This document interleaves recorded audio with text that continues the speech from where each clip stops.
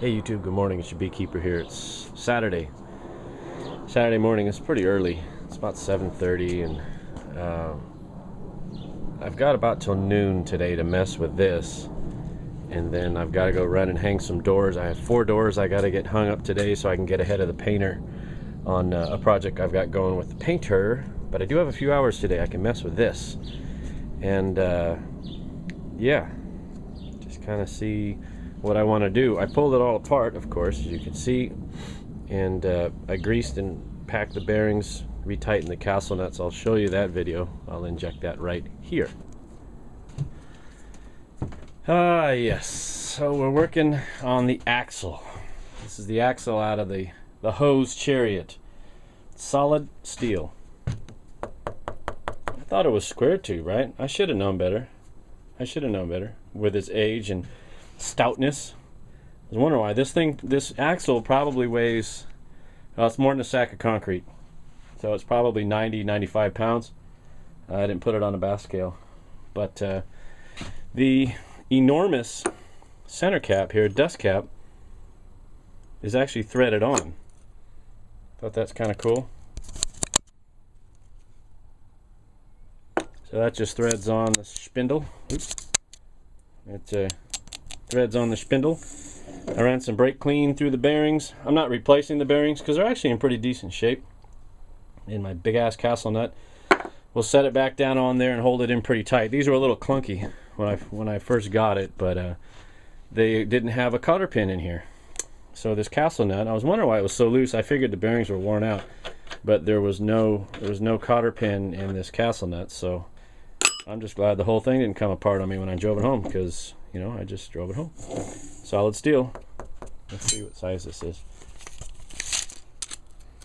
1 3/4 by 1 3/4. Stout. Pretty damn cool. Awesome. It was, looks like it's had a little water in there. But this one actually had a cotter pin. Sweet. Yeah. Now this wasn't the one that felt like it was wobbling and fall off. Let's repack this one. Clean the bearings and repack them. Okay, great. So now what I do plan on flipping the axle on the other side of the springs, to the top side of the springs to lower it. And these are 5.5 by 16 tires. They're a little cracked. 5.5 by 16. So I want to get some radials. Maybe some 205, 60/16, something low profile and radial, which will lower it even more. I'll get probably 2 1/4 inches lower by flipping the axle, and then if I can get some lower pro tires, that'll be awesome.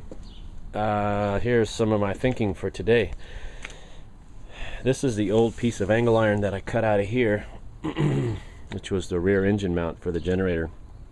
I don't like having the back of the trailer, the suspension for the back trailer, so exposed. If somebody were to run into the back of this, or if, not that I would do it, but if somebody was backing up the trailer and backed it into something, I'd hate to bend these little mounts where the shackles go. So what I was thinking is I would take this piece of steel, which is very heavy, and welding it like that to make almost like a back bumper, which would be kind of cool, and then it would give me a good spot to mount the ramps. You know what I mean? So let's go ahead and get this set up. I'm trying to be quiet because it still is early on a Saturday, and I don't want to piss my neighbors off too bad, but you know, sometimes you gotta do what you gotta do. I'll be right back.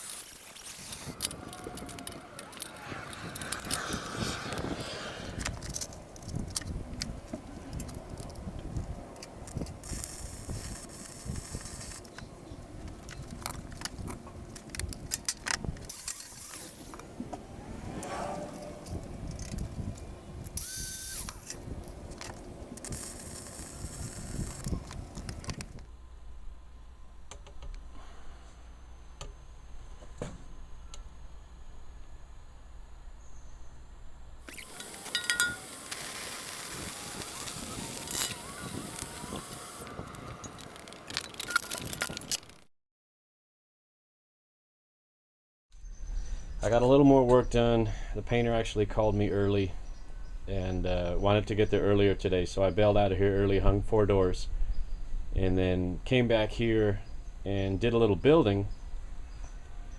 And I ran into an engineering snafu. Let me show you what we've got going on here.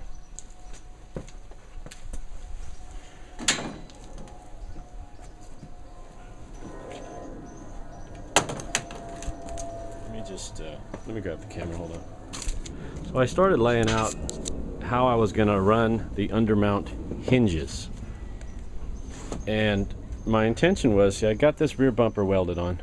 I like that because that protects the suspension, this rear shackle. I like that. I like it. Gives me some room to run into things or have things run into me. And you know, sometimes things happen. Now, in order to lower the center of gravity too, I planned on flipping the axle. If you remember, originally the axle sat on the bottom side of the spring pack. I was going to run it on this side of the spring pack.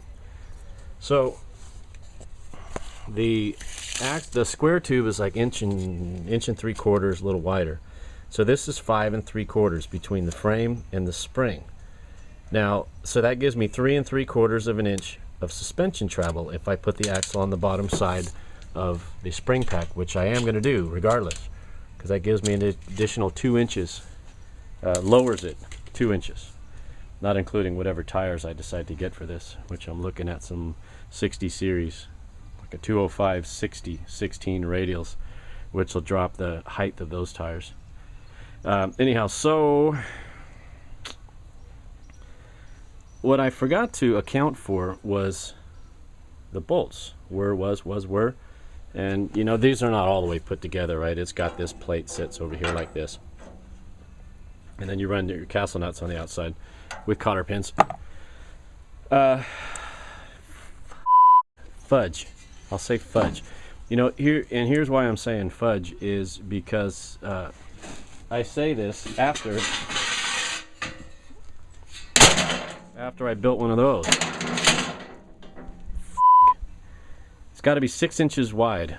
Okay, let me show you the way this thing works. The entire machine, the width of the tires is 22 inches. I can get away with a 6-inch ramp on either side because that'll give me about, I don't know, almost an inch on either end, right? So that's 6 inches. Yay. I made this all square. I made it all purty. I spaced out all these little bits of angle iron and used a stick welder, used my little miller there on stick weld, and welded the snot out of all this, and it was happy. Things were good. This thing was going to sit in here like that. That was going to hang right about like that, see, right to the edge of the bumper. I was going to have the ability to pin it, a little clip here that I could run just one of those pin with the snap ring over the top. I don't care what they're called right now, I'm a little irritated. I was going to take a piece of angle iron, I was going to run it across the top like this as a channel for this thing to bed in. Remember, we're looking at the trailer upside down, right? However, where I ran into my snag, remember, the machine's 22 inches wide. Look at the distance I have in between spring shackles is 23.5. So in order to get this to be 22 inches wide, it's got to sit like that, and then that won't allow, and even that is not, that's not wide enough. If I run, oops, let me get the zoom off. If I run this on the underside, that's not going to be wide enough, because remember, I haven't even put the bolts in on this side, and the bolts stick out 1 inch. So if I run the ramps all the way up against here, against the bolts of the shackles, it's 21.5 inches. So right there, my tires will be off the ramps. And then the only way I can fix that is if I run the ramps lower, right? If I take the ramp and I mount it so it hangs below the shackle, but then I won't have enough clearance there. All I have to do is hit a bump and that axle will stuff itself right into the ramp. So under ramps, gone. This thing's gone. So I'm irritated. I'll be right back. Hold on a second. Let me throw this around the backyard a little bit.